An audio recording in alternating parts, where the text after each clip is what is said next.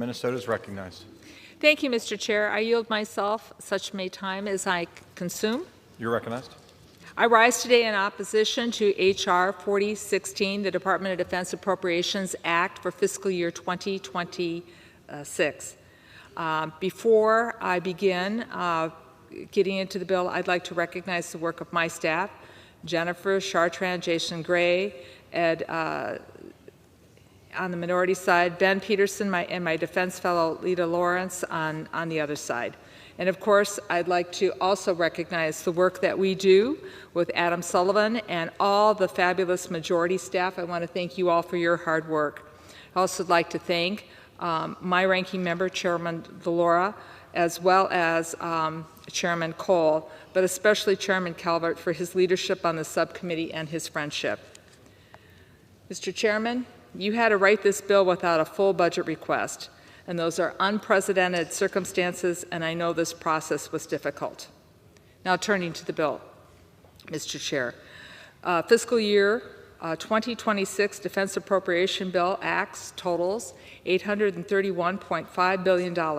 That's the same level that DoD is currently operating at under the full year continuing resolution.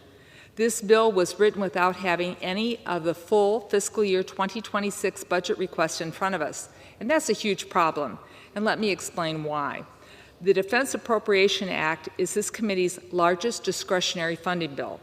It's a complex piece of legislation dealing with a wide range of national security issues such as the construction of ships and submarines, the launch of technology and advanced satellites, the development of hypersonic weapons, and most importantly, supporting our service members and their families who bravely serve our nation.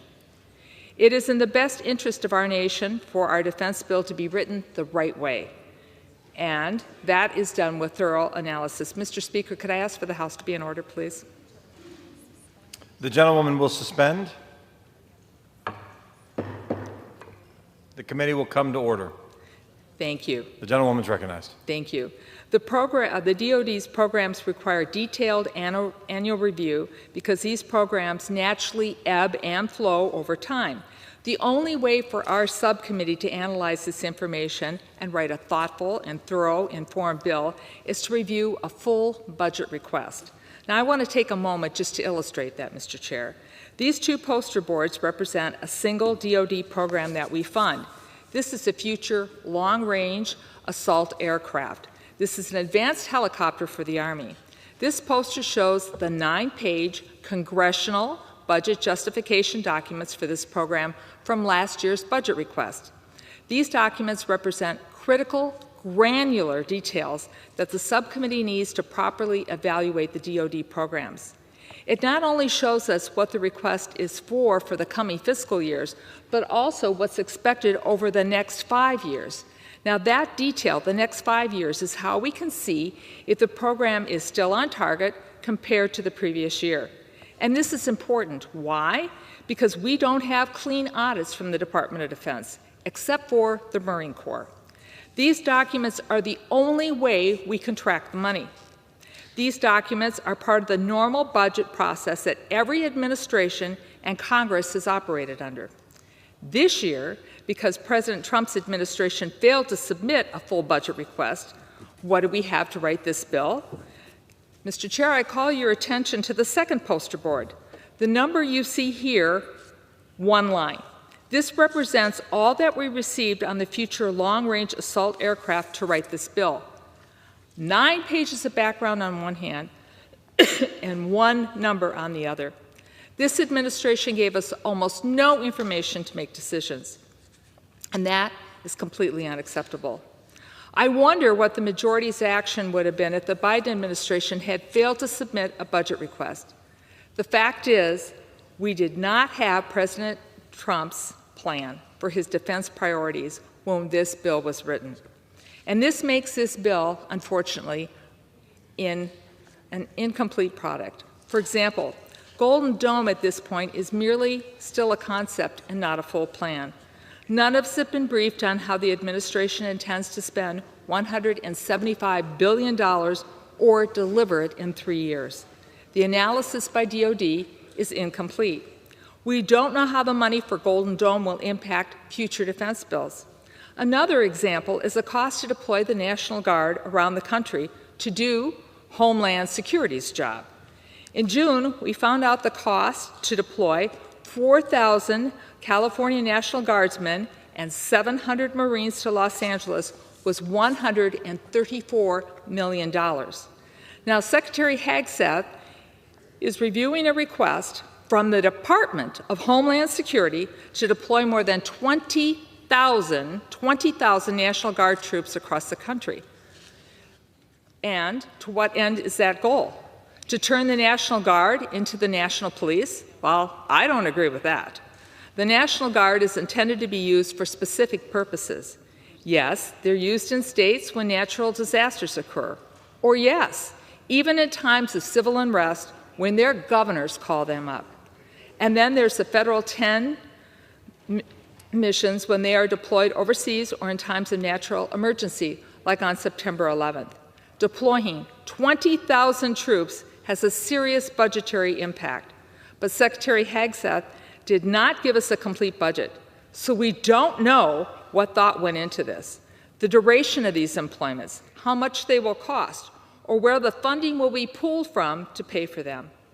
The President proposes and Congress disposes, and that's the way our system works in the Constitution. There are consequences for not following this process. We may end up buying too much of one platform, wasting precious taxpayers' dollars, or we may end up buying too little of another, leaving a gap in our abilities to defend our country. When we write this bill without seeing the full budget request, we fail to maximize the buying power for the taxpayers. It is deeply unfortunate that the Trump administration, and OMB in particular, has put the committee in this position. This bill also includes many of the same poison pill writers that were in previous House versions of the defense bill. These partisan social writers should never become law. They lead us down to a road that once again may result in a full-year CR. Last year's CR was bad enough. A second one would be a catastrophe. Our national security cannot afford to lose another year. Once again, this bill limits the service personnel and their families to receive the reproductive health care they deserve. Women make up almost 20% of the military service, and many women service members live in states that have limited or banned access to reproductive care. Once again, the provisions that disenfranchise gay, lesbian, and transgender service members are included in this bill. These poison pill writers will not go unnoticed by our troops, and they will impact recruitment and retention. As I told Secretary Hagseth last month, we have witnessed a deliberate effort by the Trump administration to silence, diminish the achievements of minorities and women in the military. Their dedication, heroism, and sacrifices on behalf of our nation deserve a recognition, not erasure. As a former history teacher, I acknowledge the uncomfortable truths about our own history, but that is the only way we move together forward, is when we acknowledge them. Since World War II, the Department of Defense has made great strides in building a military that is more reflective of the population of the nation it defends. And that should be celebrated. It should not be reversed. That's how we build a more perfect union together. So, Mr. Chair, regrettably at this time, I will be unable to vote for passage of this bill, and I cannot recommend it to my colleagues that they support it.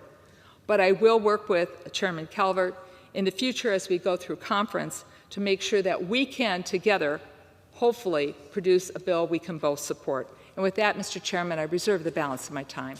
The gentlewoman reserves. The gentleman from California is recognized. I believe the gentlelady would like to enter into a colloquy.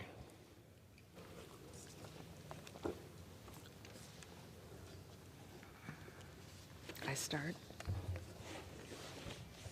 The gentleman from California is recognized.